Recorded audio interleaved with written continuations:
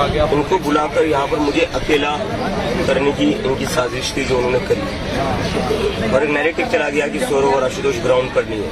इनको जेपी नड्डा के घर पर हाउस अरेस्ट करके रखा था, इनके मोबाइल छीने गए थे। अच्छा, उनके पास अपने मोबाइल भी नहीं थे। रिपोर्ट आ रही थी कि आपको डिटेन भी किया गया था, क्या वो सच है? पुलिस मुझे जो गीतांजलि मैम है उनके ऊपर अटैक करी थी, और बाद में मेरे ऊपर भी लाठीचार्ज करने की कोशिश करी गई। गीतांजलि मैम जो है उनके बाल तक मेल पुलिस ऑफिसर ने खींचे जिसका नाम संदीप लांबर है। But were you detained yesterday? I wasn't, but they tried their best. कुछ और बैरिकेड लगा रहे थे।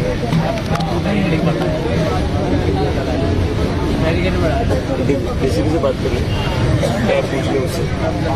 अभिजीत, आप मानते हैं कि इतने सारे एक्शंस के बाद आपका प्रोटेस्ट और मजबूत हुआ? बात प्रोटेस्ट की मजबूत चाहिए, बात यह है कि क्या इस सरकार में दिल है या नहीं। और ये इकलौता प्रोटेस्ट है जिसके ऊपर इन्होंने इस तरह से ब्रूटैलिटी दिखाई है। इस देश में जितने भी प्रोटेस्ट होते सभी पर ऐसी ही ब्रूटैलिटी दिखाई है। 12-12 साल की बच्चों का सर फोड़ रहे हैं। एक धर्मेंद्र प्रधान जिसके ऊपर ऑलरेडी 20 से ज्यादा बच्चों का खून है, उसको बचाने के लिए और बच्चों का खून बहा रही है। शर्म आनी चाहिए इस सरकार को।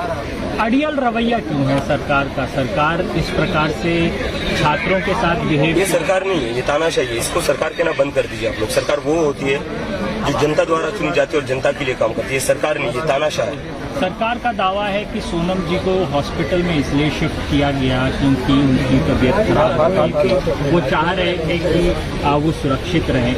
इस स्टेटमेंट को या इस मूव को आप कैसे? इसका जवाब सोनम सर ने दे दिया। उनका अनशन अभी भी जारी है।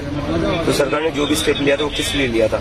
उनको भी इलीगली डिटेन करके रखा है हॉस्पिटल में, क्योंकि उनका अनशन तो जारी। तो हॉस्पिटल में रखने का मतलब क्या है उनको? अगर उन पर कोई ट्रीटमेंट नहीं हो रहा है तो what is the point of keeping him in the hospital? तो सरकार ने इलीगली डिटेन कर रखा। और कल की जो ब्रूटैलिटी हुई है स्टूडेंट्स के ऊपर, सोनम सर ने उसकी वजह से अपना अनशन जारी रखने का अनाउंसमेंट किया। उनका हेल्थ अपडेट कुछ है? उनका हेल्थ अपडेट जो है तो किस साइड से एंट्री बंद कर रही है? उस साइड रेड लाइट पे एंट्री बंद कर रखी है। अच्छा। अभी पहले यहाँ पे भी एंट्री करने में दिक्कत कर रहे थे। अभी सुबह कई लोगों को यहाँ पर भी सुबह भी लाठीचार्ज हुआ। लोगों की गाड़ियाँ लेकर गए हैं, परेशान कर रहे हैं। जंतर मंतर पे एंट्री बंद नहीं कर सकते आप लोग। जंतर मंतर एक डेजिग्नेटेड प्रोटेस्ट साइट, हम लोग यहीं पर बने हुए हैं, यहाँ से नहीं आज भी लाठीचार्ज सुबह भी किए। मंडे भरा, इन लोगों का मंडे भरा कल भी उन्होंने खून बहाया उससे।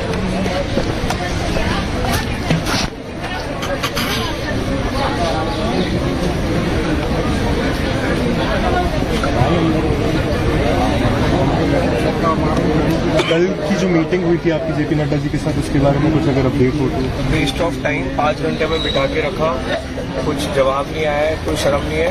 इन हाइंडसाइट हमें रियलाइज हुआ कि हमें जो है टाइम वेस्ट करने के लिए वहाँ बुलाया गया था। 2 घंटे तो ऑलमोस्ट एक हाउस अरेस्ट में रखा गया। उनको बुलाकर यहाँ पर मुझे अकेला करने की इनकी साजिश थी जो उन्होंने करी, और एक नैरेटिव चला गया कि सौरव और आशुतोष ग्राउंड पर नहीं है। उनको जेपी नड्डा के घर पर हाउस अरेस्ट करके रखा था, इनके मोबाइल छीने गए थे। अच्छा, उनके पास अपने मोबाइल भी नहीं थे। रिपोर्ट आ रही थी कि आपको डिटेन भी किया गया था, क्या वो सच है? पुलिस मुझे जो गीतांजलि मैम है उनके ऊपर अटैक करी थी, और बाद में मेरे ऊपर भी लाठीचार्ज करने की कोशिश करी गई। गीतांजलि मैम जो है उनके बाल तक मेल पुलिस ऑफिसर ने खींचे जिसका नाम संदीप लांबर है। But were you detained yesterday? I wasn't, but they tried their best. कुछ और बैरिकेड लगा रहे थे।